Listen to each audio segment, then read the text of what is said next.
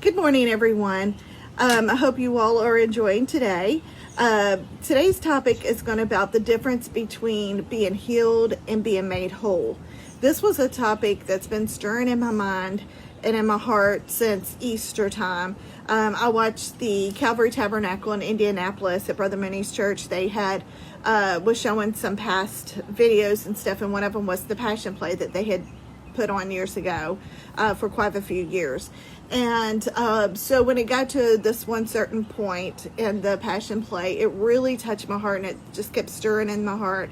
And then last night when our pastor was teaching a lesson, and he came and he mentioned this same identical part, the moment that he spoke it just really touched me. And I knew that that's what this morning's topic would need to be about for my devotion. This really spoke to me, and I really hope that it speaks to you as well. The scripture text is from Luke chapter 17, verses 11 through 19, talking about the 10 lepers. And it says, "And it came to pass, as he," referring to Jesus, "went to Jerusalem, that he passed through the midst of Samaria and Galilee. And as he entered into a certain village, there met him 10 men that were lepers, which stood afar off. And when they lifted up their voices and said, Jesus, have mercy on us. And when he saw them, he said unto them, Go, show yourself unto the priest. And it came to pass that as they went, they were cleansed," which means they were healed. And this is the part that I love, verse 15. "And one of them, when he saw that he was healed, turned back, and with a loud voice glorified God. And he fell down on his face at Jesus' feet, giving him thanks, and he was a Samaritan. And Jesus answered and said, Were there not 10 that were cleansed," or healed? "But where are the other 9? They are not found that returned, none of them returned to give God glory, save this one." And then he told that one leper, he said, this is the part that's the crux of the whole lesson. "And he said unto him, Arise, go your way, your faith has made you whole." And that's what I wanted to talk about, is the difference between being healed and being made whole. I wanted to give 2 examples of this, one being a physical healing and another being a more of an emotional healing. I know that I've talked about my mother-in-law and the cancer and the things that happened to her, and it really had a huge impact on my life when this happened. One of the things that happened while she had cancer is she was diagnosed beginning of May. And when it came time for camp meeting, and I don't know if it was June or July, it seems like it was in July, but for our camp meeting, Brother Lee Stone King was the preacher for the camp meeting. And so my husband and his sister really felt impressed that my mother-in-law needed to be at one of those particular church services. And at this point, she was bedridden, couldn't do much for herself at all. But they just had that faith that she was going to be healed. And it was Stone King. And Stone King, at this point in his ministry, he had been raised from being clinically dead. And his ministry was just so much more powerful after he was raised from the dead. He was clinically dead for 20 minutes when God healed him and made him whole. And so my husband and his sister, my sister-in-law, they went and they ordered a wheelchair that lays all the way back, so it becomes more like a bed. And they brought my mother-in-law into the camp meeting church service that night. It was here locally. And they put her in the middle of the sanctuary, right in front of where Brother Stone King was going to be preaching. They laid her there. Stone King could not have missed her for anything. She was front and center. And the power that I felt that night was just, there's no way to describe the anticipation of what God was going to do. You just knew that God had just ordained this to happen that night. And it felt like when they had brought her into the church, I got a glimpse of the story in the Bible where it was talking about the people who wanted Jesus to heal somebody, and they couldn't get into the place because it was so crowded. So they tore off the roof and lifted the person down in a stretcher down into the room so that Jesus could heal that person. And it really just felt like that. I mean, just the imagery of it, just of them bringing this stretcher into the church and sitting her front and center in front of the pulpit of where Brother Stone King, we were in the back, but it was front and center where Stone King could not have missed her for anything. And during that whole thing, she couldn't worship, she couldn't do anything. She was just way too sick, just really struggling. And so when it came time, I mean, the anticipation was just growing, and the faith was just growing in me. And I know it was just other people too. I mean, people could not have missed what was happening. And Stone King, during his whole entire sermon, was just, it was as if he was preaching directly to her. The whole, I really, it was just a moment I'll never forget. Just the way that he just zeroed in on her the whole entire sermon that night. It was just amazing. I just knew that God was about to do something. And so when it came time for the altar service, and my husband and sister-in-law wheeled my mother-in-law up front towards the front of the altar, Stone King, before he prayed for anybody else, he made a beeline to her. And I've seen Brother Stone King preach probably hundreds of times. And it was just amazing to see how he just knew that she was going to be healed that night. He made a beeline for her before he went to anybody else to pray. And it was like, I mean, people were almost trying to get him, reaching out to him for him to pray for them. And he just would not. He just pushed back past all of them, and as if he was just, and he went straight to my mother-in-law, and he just started praying, and everybody was gathering around because everybody just knew this was a miracle that was about to happen. And everybody just prayed. And before we knew it, he had grabbed her hand and had gently pulled her up to a walking position. Now, mind you, this was a lady who could not even get out of bed at that point. And he grabbed her hand and gently pulled her up. She stood she went to a standing position. And a few moments later, he was walking her back and forth across the front of the altar, back and forth, back and forth. I don't know how many times that happened. It happened back and forth multiple times, and people were just parting the way. They could just sense. I mean, the faith was just building and building, and every time she took a step, she was getting stronger and stronger, and you could just see that what was happening in her physical body, and seeing the miracle that was taking place. But I'll never forget the time in which he told her to start jumping up and down and giving God the praise and dancing before God. And my mother-in-law was a Christian, and she was saved and stuff. But at that moment, I remember seeing her pat her chest and saying, "No, I can't. I have a port in me. I can't do that. I have a port," because it was a port where they were doing the morphine and stuff, pumping all of that into her body. And she's like, "No, I can't." She was shaking her head. "No, I can't." And he was telling her, this is going to be, your complete healing.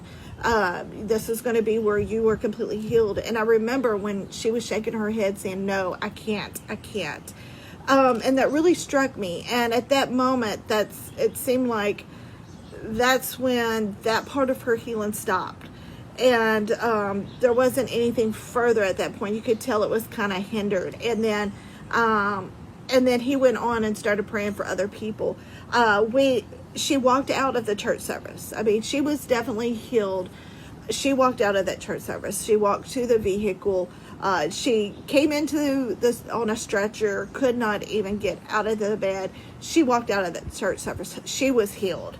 And she was healed for 3 more weeks. It gave the family, she was up cooking meals. And this is a lady who was in bed. She was up cooking meals for the family and just up talking. She was in her right mind.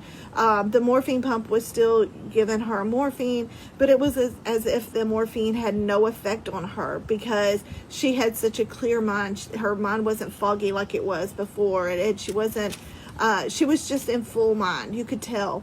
And it lasted about 3 weeks. And it gave the family, and especially because she had only lived for 5 months after being diagnosed, it was a very quick, from the moment that she was diagnosed to the time she had passed away. It was very quick, 5 months. So those 3 weeks were invaluable to the family to be able to have that extra time with her when they didn't think that they would have any extra time with her. But after that 3-week period, she started to go back downhill again, and then she died a few months later, about 2 or 3 months later. So she was healed, but she wasn't made whole. She didn't receive her full healing, the complete healing. She was healed, but not completely. She was not made whole. And I don't mean that in any type of disrespect to her by any means, so please do not take it that way.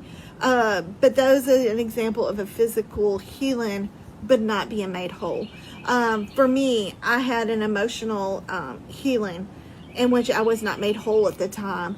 I had dealt with, there was a lot of situations from when I got married, the day that I got married. My best friend, who was supposed to have been in my wedding, was being buried. Her and her infant son was involved in a police chase that had gone wrong, and they were just wrong place, wrong time, got hit. Baby had died instantly. She died and was buried 2 weeks before, or she was buried, this happened 2 weeks before my wedding, and then she was buried at the same identical time as my wedding was starting. Her funeral was starting, and my friends had to choose between whether to come to my wedding or to her funeral. It was a very tough time for me. I really struggled with that because I felt like I had done everything right as far as what a Christian is supposed to do. Saved myself till I was married, went to Bible school, just lived for God, was involved in ministry, just trying to live right and do what was right. And many times during my life, just try to do what the right thing was. And it started a chain of reaction of bitterness and anger in my life. And it was a very difficult time period in my life. And then a few years later, when we were starting a family, I dealt with infertility. I dealt with miscarriages. Really just a very tough time in my life, and just had a lot of angerness and bitterness in my life of, why is this happening to me when I'm living right and I'm trying to do what's right and trying to live for God the best that I can, and yet these things are still happening to me. And just dealt with a lot of things. And when it wasn't long after we started going to the church that we currently attend, not long after that, we had just a powerful service. And I had already been dealing with just needing to be healed emotionally from all of this anger and bitterness, and it was just weighing me down. I just didn't feel like I was getting anywhere spiritually in my prayers and in my walk with God and in my ministry, and so many doors were just closing for me and in my ministry, and I just couldn't understand what was happening, and just really struggling. And I remember just that night of I've got to touch the hem of his garment, and I need a touch. I need to be healed from this. I can't carry this no longer in my life. And so I continued to pray and really felt, and I remember the moment in which, and I was like, God, I am not leaving this church service. I don't care how stupid I look, how crazy I look. I am not leaving this church service until I get my healing, my emotional healing from this situation. And I remember that night I was healed. I was healed from so many emotions and so much of the bitter and anger towards it all. And especially during that time, I was mainly struggling from and by that point I had 2 kids. So, and I was past the point of from having kids and stuff, but I was still struggling with the infertility and the miscarriages and stuff that I had during that time, before that. And that night I was healed from that. And after that point, I didn't feel angry at women who were getting pregnant, and angry with people who were just seemingly able to get pregnant with no issues and carry their babies all the way through and stuff. And all of that anger and the bitterness that I had towards so many people of, well, why is that person isn't even living right, and look at them, they got pregnant and they were able to have their child, but then look at me, I didn't have all those times when I wanted a baby and I couldn't have one. And then I lost, and then I got pregnant, and then I lost the baby, and then I couldn't get pregnant for a long time and had to use fertility pills to try to get pregnant and stuff. It was just a lot of anger and bitterness during that time period. And I was healed that night from so much of that anger and bitterness. And after that point, I was able to celebrate with those who were having babies, and even those who didn't even have any problems getting pregnant or whatever. I was able to rejoice with them, and I was able to be happy for them. And a lot of that anger and bitterness subsided, and I was healed from that. But I still had that root of bitterness in my heart. And one of the areas that I really still struggled with was around my wedding, and my wedding being quote unquote ruined by my friend's death and what happened. And I blame God for that. And after that, I couldn't, and after I got married, it was hard for me to attend weddings and stuff, because because during the time that I was at the wedding, I'd be like, well, why did they get to have this nice, beautiful wedding? Then they're all happy and joyful. And then my wedding I was crying and upset and just, trying to keep myself together on my happiest day. And yet I'm sitting here crying and just trying to go through the motions of my own wedding, when that's not how a wedding's supposed to be. And finally I just stopped going to weddings. I was like, I can't deal with going to weddings and having people, seeing people happy and stuff when my wedding was not like that. And I dealt with a lot of that stuff for so many years. And like I said, didn't go to weddings. And even when I had planned to go to a wedding, I wouldn't go just because I couldn't deal with the emotions that I felt during the wedding. And, excuse me. And so, and it wasn't until this past December when a situation happened with a local policeman that was killed during a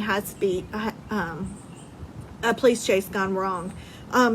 Similar situation as what my friend went through, except for this time it was the policeman that was killed. Unfortunately, it was the policeman of one of my coworkers. It was the spouse of one of my coworkers. So, and I knew this policeman. I'd met him, talked to him multiple times, knew his wife, his baby. And God had told me, and that was a very significant night for me, because I knew what had happened, that it was him. As soon as I read it on social media, as soon as I read that a local policeman was killed, God immediately told me who it was. And I prayed that whole night, and I really struggled that whole entire night. I wrote a blog about it, but really struggled that night with coming to terms with it, and like, God, please don't let it be this family, because please let it be wrong that what that intuition inside of me was saying, that that's this person. I was like, please don't let it be, because this is a great couple, and they love each other, and a great family, and I just didn't want it to happen to them. And I've struggled all night long. And then afterwards, I struggled with, why did God use me and tell me who it was? And it was somebody that I knew. Why did God use me in order to pray, to know ahead of time, in order to pray for her real time as this was occurring, that I was praying for her without even knowing for sure that it was her. And it wasn't until the morning when I woke up, when I read who it was, that I knew that it was them. And I struggled with, God, why did you use me to pray for this person? Why did you tell me who it was? And really just struggled with that. And I was talking one day to my sister a few days later and asking her, I'm just struggling with why God used me in order to pray for her. Why did God tell me who it was? And she's like, because you had already been there with a high-speed car chase gone wrong, and somebody died that was very close to you, and you can relate to what she's going through. You can relate to the level of pain.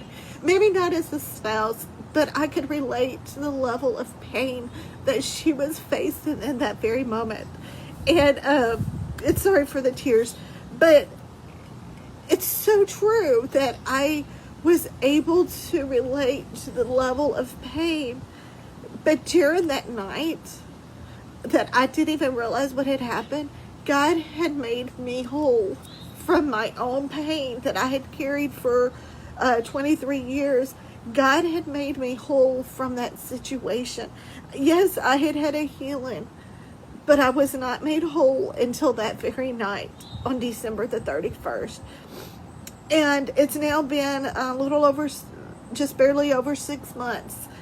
And I've been completely made whole from all of that. I don't carry any bitterness from the miscarriages and the infertility. I don't carry any bitterness from my wedding and from my wedding being quote unquote ruined because of what happened. And in fact, this past Saturday was the first time I was, somebody had posted their wedding live on social media, and I watched it. I watched the whole entire thing, and not once did I have that stab of pain of why does she get her wedding? Why does she get? And of course, she had situations, with the coronavirus and had to change a lot of her plans and that kind of stuff. But it was a very, very beautiful wedding and lots of happiness and but never once during when I was watching it, never once did I have that bitterness in me. Never once during watching that was I angry and it's like, well, why did she have the wedding? Why did she end up with a happy wedding and I didn't? Not once did that happen to me. I've been made whole. God totally made me whole on December the 31st of 2019 and healed me from all of that root of bitterness, all that root of pain that I went through. God healed me and made me whole. Not only healed me, but made me whole. And there's a saying that I had wrote down, and it says, healing makes you well, but it's wholeness that allows you to move forward. And that is so true. Healing, whether in the physical sense, can make you well. It can cause you to have that, to be healed from the situation. But a healing doesn't necessarily help you to move forward past situations.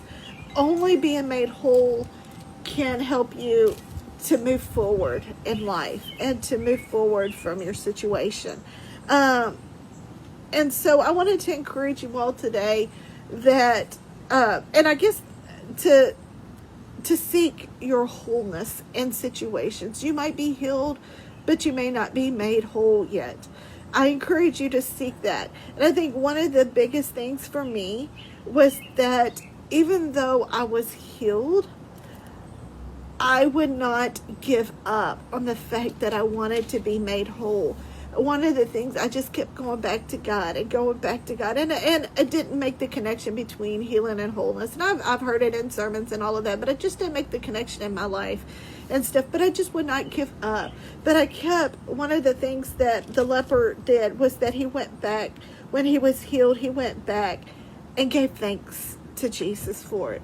And I think that that's one of the things that I've always done, is I've always gone back, even after my healing, is that I went back and I told God, thank you. Thank you for healing me. Thank you for allowing me to be able to be happy for others instead of being angry for others. That I can be happy. Thank you, God.